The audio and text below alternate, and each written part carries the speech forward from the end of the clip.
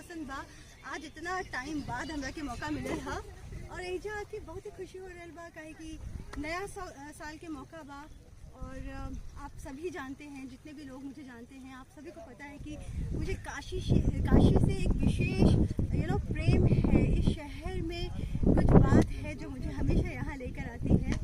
और नए साल की क्योंकि शुरुआत है और काशी बाबा विश्वनाथ जी के दर्शन हुए, उनका इतना अच्छा आशीर्वाद मुझे प्राप्त हुआ, काल भैरव जी के दर्शन हुए। और आज यहाँ शूटिंग के दौरान थोड़ा समय मिल पाया और हम लोगों ने बोटिंग करी और मैंने पूरा घाट घूमा, मुझे इतना अच्छा लगा।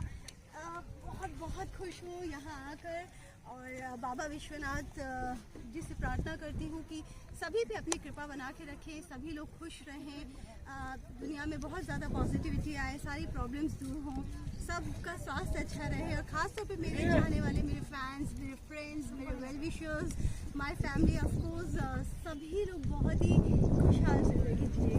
Thank you so much once again.